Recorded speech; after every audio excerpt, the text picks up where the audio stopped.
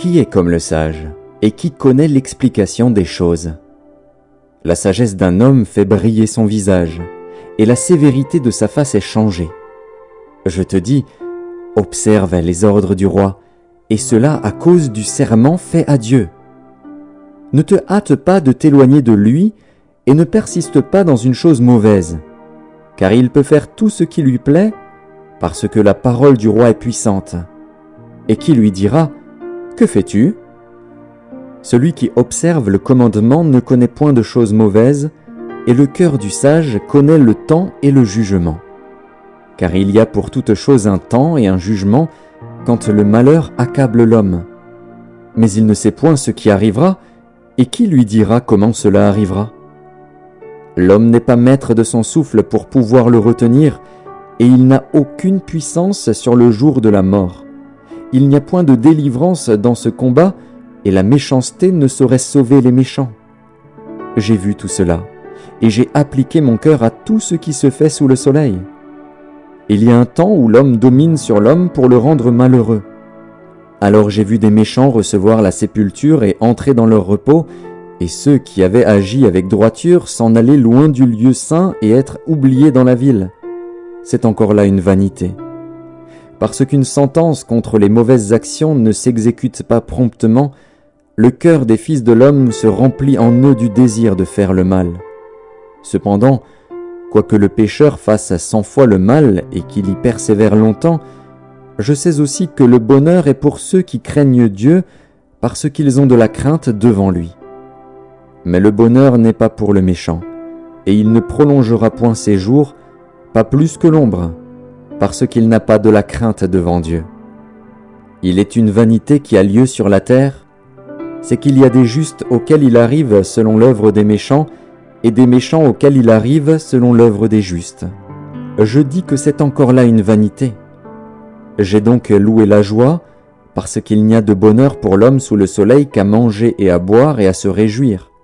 C'est là ce qui doit l'accompagner au milieu de son travail pendant les jours de vie que Dieu lui donne sous le soleil. Lorsque j'ai appliqué mon cœur à connaître la sagesse et à considérer les choses qui se passent sur la terre, car les yeux de l'homme ne goûtent le sommeil ni jour ni nuit, j'ai vu toute l'œuvre de Dieu.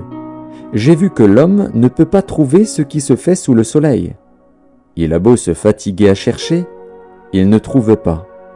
Et même si le sage veut connaître, il ne peut pas trouver.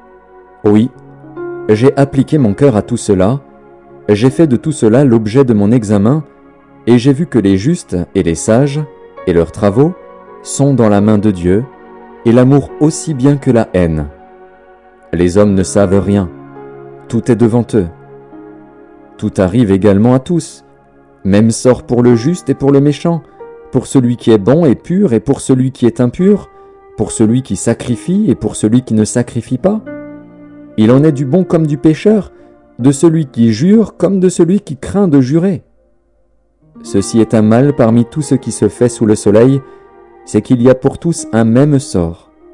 Aussi le cœur des fils de l'homme est-il plein de méchanceté, et la folie est dans leur cœur pendant leur vie. Après quoi, ils vont chez les morts. Car, qui est excepté? Pour tous ceux qui vivent, il y a de l'espérance. Et même un chien vivant vaut mieux qu'un lion mort. Les vivants, en effet, savent qu'ils mourront, mais les morts ne savent rien, et il n'y a pour eux plus de salaire, puisque leur mémoire est oubliée. Et leur amour, et leur haine, et leur envie ont déjà péri, et ils n'auront plus jamais aucune part à tout ce qui se fait sous le soleil. Va, mange avec joie ton pain, et bois gaiement ton vin, car dès longtemps Dieu prend plaisir à ce que tu fais. Qu'en tout temps tes vêtements soient blancs, et que l'huile ne manque point sur ta tête. Jouis de la vie avec la femme que tu aimes, pendant tous les jours de ta vie de vanité que Dieu t'a donnée sous le soleil, pendant tous les jours de ta vanité, car c'est ta part dans la vie, au milieu de ton travail que tu fais sous le soleil. Tout ce que ta main trouve à faire avec ta force, fais-le, car il n'y a ni œuvre, ni pensée, ni science, ni sagesse, dans le séjour des morts où tu vas. J'ai encore vu sous le soleil que la course n'est point aux agiles, ni la guerre aux vaillants, ni le pain aux sages, ni la richesse aux intelligents, ni la faveur aux savants. Car tout dépend pour eux du temps et des circonstances. L'homme ne connaît pas non plus son heure, pareil aux poissons qui sont pris au filet fatal et aux oiseaux qui sont pris au piège. Comme eux, les fils de l'homme sont enlacés au temps du malheur, lorsqu'ils tombent sur eux tout à coup. J'ai aussi vu sous le soleil ce trait d'une sagesse qui m'a paru grande. Il y avait une petite ville, avec peu d'hommes dans son sein. Un roi puissant marcha sur elle, l'investit et éleva contre elle de grands forts. Il s'y trouvait un homme pauvre et sage, qui sauva la ville par sa sagesse. Et personne ne s'est souvenu de cet homme pauvre. Et j'ai dit, la sagesse vaut mieux que la force. Cependant, la sagesse du pauvre est méprisée, et ses paroles ne sont pas écoutées. Les paroles des sages, tranquillement écoutées, valent mieux que les cris de celui qui domine parmi les insensés.